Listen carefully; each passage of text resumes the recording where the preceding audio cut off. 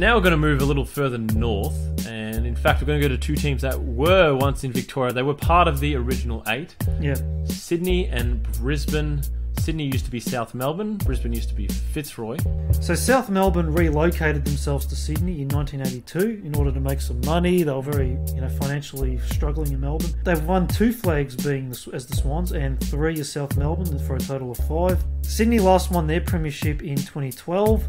And they last made the finals last season. And pretty much this team is a finals constant. When did they not make the finals? Not only that, they've been making a lot of grand finals. And that's the thing about Sydney. They're a strong team, consistently good, always contending, and they win on occasion. They don't win all the time, they don't win often, but they win on occasion. They've got a bit of a financial advantage because living expenses are higher in Sydney, so they've got a higher salary cap. We've bunched them up with Manchester City. It's fitting as well because the history's kind of aligned as well. Sydney as South Melbourne had won flags in 1918, 1909 and 1933, and Man City kind of have that long early history as well. And in recent history, they've kind of gotten really good. Yeah. So that's why they match up. And Manchester City also don't win all the time, but they win on occasion. And they're a big team. They've got some great players in there, a lot like Manchester City, but very strong team, and expecting them to be fighting for the flag this season. All the time. So Brisbane was part of the originals with Fitzroy. They merged with the Brisbane Bears in 1997. So Brisbane have won 3 flags as Brisbane Lions, and you could say they carry on the 8 they won as Fitzroy. They're not the same entity, technically speaking, but we're going to pretend that they are. Unfortunately, at the moment, they're not doing quite so well. They're really low down the table. Oh, yes. They are struggle town. Their most recent premierships were those 3 premierships. They were all in a row in the early 2000s. Yep. The last one was in 2003. Yeah, but since then it's been tough. We've matched them up with Crystal Palace. There is talent there. Yeah. But they're just not achieving. It's more of a matchup with the current state of both clubs. Not just about how bad the team is, it's about the setup of the club. I think Queensland has a bit of trouble in general there. It does. They're competing with rugby, competing for resources all the time. It's difficult competing for fans as well. There's another reason why we match these 2 up. Colours.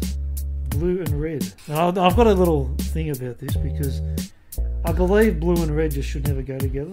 They're rival colours. You don't put them together on the same jersey, and I think it makes you subconsciously fight yourself. So that's why you 2 are matched together. So enjoy yourselves. Speaking of struggle, their brethren in Queensland, the Gold Coast, they're a new team. They're one of 2 new teams. Gold Coast came in with GWS in 2011-2012. Yep. 2011 is when Gold Coast came in, and they had their first run at finals 2 seasons ago. Didn't quite work out. They faded in the second half, and they're yet to play finals. Therefore, yet to make a grand final, let alone win a flag. They've struggled since they've existed. Yeah. Basically. It's been tough, and possibly the conditions in Queensland. I don't know. It's just tough to play winter sports. They're so hot and tropical, and no one comes to watch. We didn't really have anyone to match up the Gold Coast Suns as they are. They are the Suns. They're the Suns. But we did decide to match them up with the Swansea City Swans. They're entertaining strugglers. Generally, when the Gold Coast start winning games and sort of have a good patch of form, they're entertaining to watch. They do play a nice, entertaining brand of football to watch. It's not a team that you look forward to playing against, especially in the Gold Coast. Especially in the Gold Coast. And Swansea sort of follow the same pattern. They do struggle, but generally they're quite entertaining to watch. You basically, when you want to play against them at the right time of the season. There's not really much to say about this club. They're a new club. Following them is going to be a bit of a struggle, and that's all we can really warn you about them.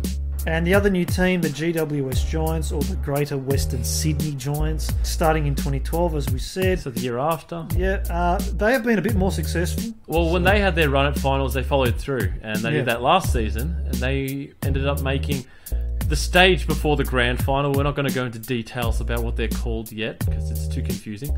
The GWS Giants matched them up with Bournemouth. Once again, GWS being a very new team, this is going to be their 5th season now. Yeah. So there's not really much history or anything to go off. But yeah, Bournemouth, they were in the struggle. They're trying to get in there, establish themselves in the league, and which they're kind of doing. They're sort of getting better as each season goes by. GWS are the same, although they're much further along than Bournemouth. And due to the small supporter bases as well, that's why these two match up. So yeah, two teams trying to prove a point. Bournemouth are probably getting the good end of the stick here. Yeah, they're probably going to see a premiership soon. Yeah, so GWS on the up. Yeah. Hopefully this is a good starting point for you. Hope you enjoyed the video. Don't forget to subscribe. Keep an eye out for things like this. But that's it for now. Yep. And see you next time. Yep, see you then.